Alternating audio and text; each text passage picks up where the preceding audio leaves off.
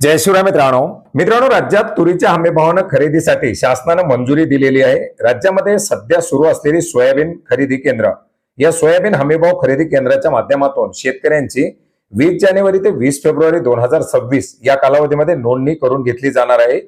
तुरीला खरीप हंगाम 2025-26 करता 8,000 रुपये प्रति क्विंटल एवढा हमीभाव निश्चित करण्यात आलेला आहे आणि याच हमीभावानं 20 जानेवारी ते 20 फेब्रुवारी 2026 या कालावधीमध्ये सध्या सुरू असलेल्या सोयाबीन हमीभाव खरेदी केंद्रावरती शेतकऱ्यांना आपली नोंदणी करता येणार आहे।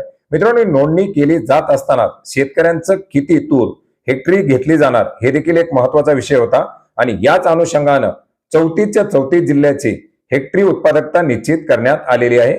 याच्यामध्ये सिंधुदुर्ग जिल्ह्यासाठी ही मर्यादा 0 असणार आहे, तर 4 जिल्ह्याची खरेदी मर्यादा गत वर्षी एवढी असून 5 जिल्ह्याची खरेदीची मर्यादा ही कमी करण्यात आलेली आहे, तर उर्वरित 24 जिल्ह्याची खरेदी मर्यादा वाढवण्यात आलेली आहे।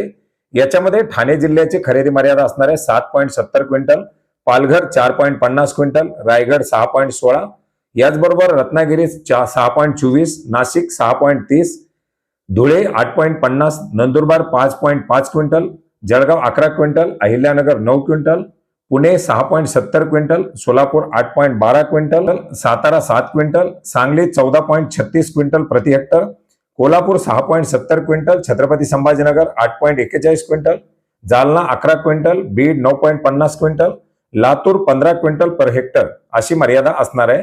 धाराशिव जिल्ह्यासाठी 9 quintal, Nanded 9.50 quintal, Parbhani 12.20 quintal, Hingoli 12.10 quintal, Buldhana 11.10 quintal, Akola 14 quintal, Washim 9.40 quintal, Amravati 12.90 quintal, Yavatmal 12.60 quintal, तर वर्धा 16.55 क्विंटल एवढी असणार आहे। Nagpur 8 quintal, Bhandara 6 quintal, Gondia 7.50 quintal, Chandrapur 14.50 quintal, तर गडचिरोली 12.66 क्विंटल अशी ही उत्पादकता जाहीर करण्यात आलेली आहे। याच्यामध्ये सर्वात जास्त वर्धा जिल्ह्याची 16.55 क्विंटल, तर पालघर जिल्ह्याची सर्वात कमी 4.50 क्विंटल अशी मर्यादा असणार आहे आणि याच उत्पादकता मर्यादेच्या अधीन राहून शेतकऱ्यांना आपली तूर हमीभावानं विक्री करता येणार आहे।